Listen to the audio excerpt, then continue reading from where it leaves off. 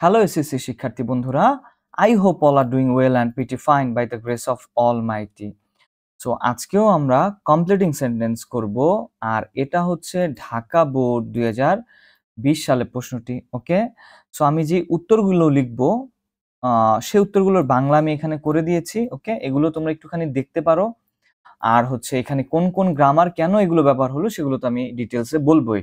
তো চলো, without delaying any time, let's get started. আমি একটু পড়ে নিই এখানে কি বললো। No sooner had we reached the school, আমরা স্কুলে পৌঁছাতে না পৌঁছাতেই। ওকে, আর আমি লিখে রেখেছি এখানে ঘন্টা পড়ে গিয়েছিল। ওকে, ঘন্টাটি পড়ে গিয়েছিল। বেসিক্যালি আমরা জানি নো সুনার হ্যাড এর পর একটা কনজাংশন হিসেবে দেন ব্যবহার করতে হয়, আর ভার্বে 2 নাম ফর্ম দিতে হয়। এখানে লেখা আছে, আমি এখানে ইনপুট করে দিচ্ছি। ওকে, আমার কাছে লেখা আছে নো সুনার হ্যাড, এই যে। সো এটা আমি কপি করে নিয়ে গেলাম। ওকে, সরি, মানে ওকে। সো নো সুনার হ্যাড এর পর একটা কনজাংশন কি দিতে হয়, দেন, আর ভার্বের কোন ফর্ম দিতে হয়, 2 নাম্বার ফর্ম দিতে হয়। ওকে, তো আমরা এখানে কি করব তাহলে, no sooner had we reached the school, স্কুলে পৌঁছাতে না পৌঁছাতেই এবার একটা আমরা কি বার করব, দেন। দেন দেখো এখানে কি দেখা আছে, দা স্কুল, ঠিক এরকমই দা বেল। হ্যাঁ, নির্দিষ্ট করে দিচ্ছি আমরা যে দেন দা বেল, আর আমরা জানি 2 নাম্বার ফর্ম, এই যে রিং, রিং র্যাং রাং, রিং র্যাং রাং, তার মানে এখানে 2 নম্বর ফর্ম কি, দেন দা বেল র্যাং, তাই তো, ঘন্টাটি পড়ে গিয়েছিল বা ঘন্টা বেজে উঠেছিল। এই হচ্ছে কথা যে নো সুনার হ্যাডের পরে দেন, তারপরে ভার্বের কয় নম্বর ফর্ম দিয়ে তৈরি হবে বাক্য, 2 নম্বর ফর্ম দিয়ে। ওকে, এই হচ্ছে এটার ঘটনা। এবার কি বললো, আনলেস ইউ স্টাডি অ্যাটেন্টিভলি, যদি না তুমি মনোযোগ সহকারে পড়ো। তো স্টাডি হচ্ছে ভার্বের 1 নাম্বার ফর্ম, আর এখানে আনলেস মানে হচ্ছে যদি না, ইফের নেগেটিভ শব্দ, তার মানে এটা ইফের 1 নাম্বার শর্ত, তাই তো। আমরা শর্তটা কপি করে নিয়ে আসি, এই যে এটা।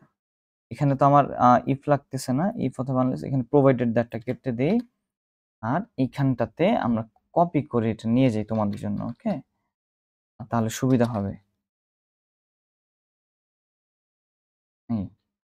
ইফ অথবা আনলেস ভার্বের 1 নাম্বার ফর্ম রয়েছে। তো আমরা এখানে সাবজেক্টের পরে উইল, ক্যান, মাস্ট এসব দিয়ে বাক্য তৈরি করব, তাই তো।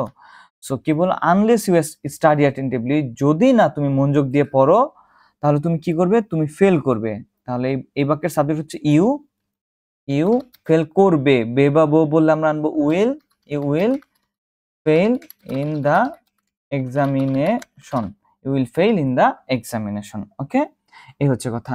Scarcely had the party began, party শুরু হতে না হতেই। ওকে, সো বেসিক্যালি এইটাও হচ্ছে এইরকম, এই যে স্কার্সলি হ্যাড এর পরে যেমন আমরা এখানে নো সুনার হ্যাড ছিল, আমরা এখানে স্কার্সলি হ্যাড, এটার পরে দিতে হবে একটা হোয়েন। হ্যাঁ, স্কার্সলি হ্যাড এর পরে আমরা ব্যবহার করবো হচ্ছে হোয়েন, আর তারপরে ভার্বের 2 নম্বর ফর্ম থাকবে। ওকে, যে scarcely had the party began, party আরম্ভ হতে না হতেই।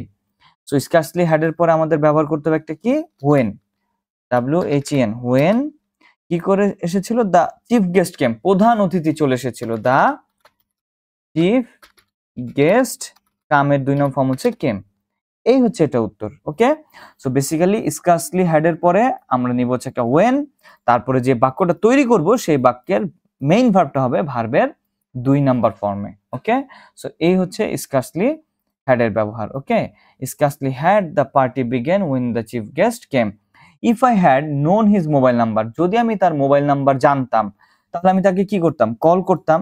ফাইন, সো চলো আমরা ইফ এর 3 নাম্বার শর্তটা নিয়ে সেখানে এটা নিয়ে নিই আমরা এখান থেকে। এই ইফ আই, এখানে হ্যাড, আর হ্যাড এর 3 নম্বর ফর্ম হচ্ছে নোন, নো নিউ নোন। আমরা এটা একটু দেখে নিই।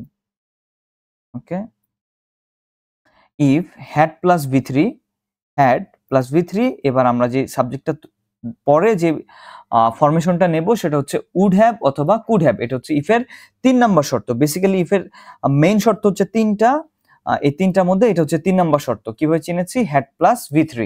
সো এই পাশে উড হ্যাভ অথবা কুড হ্যাভ, তারপরে ভার্বের 3 নম্বর ফর্ম নিতে হবে। যদি আমি তার নাম্বার জানতাম আমি তাকে কল করতাম। এই বাক্যের সাবজেক্ট হচ্ছে আই, তাই তো। তাহলে আই সরি এটা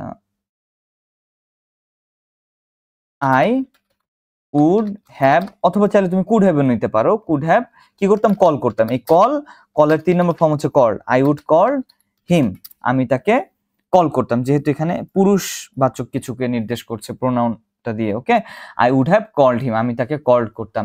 এবার বলো কি ওয়ার্ক হার্ড, কঠোর পরিশ্রম করো, প্রোভাইডেড দ্যাট। দেখো প্রোভাইডেড দ্যাট এই যে এগুলোর আরেকটা নাম হচ্ছে ইফ। ওকে, ওয়ার্ক হার্ড এটার আরেকটা নাম হচ্ছে ইফ, আমি এখানে লিখি ইফ। ওকে, ইফ ইফও যা, প্রোভাইডিং দ্যাট এগুলো সবই এক, যে কঠোর পরিশ্রম করো যদি তুমি জীবনে উন্নতি করতে চাও, এটা জিরো কন্ডিশনাল আমরা দিয়ে দিব। Okay, work hard if you want to shine in life. Okay, যদি তুমি জীবনে সফল হতে চাও কঠোর পরিশ্রম করো। Okay, work hard, providing that, if, unless, এগুলো সবই হচ্ছে ইফের শর্ত প্রকাশ করে। ওকে, ইন কেস, এগুলো সবকিছু। ওকে, ওয়ার্ক হার্ড, ইফ বা provided that you want to shine in life অথবা সাকসিড ইন লাইফ। সো এই ছিল বেসিক্যালি হচ্ছে ঢাকা বোর্ড 2020 সালের প্রশ্নটি। আশা করি তোমরা একটুখানি প্র্যাকটিস করলেই এটাকে তোমরা খুব সহজেই সমাধান করে ফেলতে পারবে। ওকে, সো সবাই ভালো থাকো, সুস্থ থাকো। God bless all of you.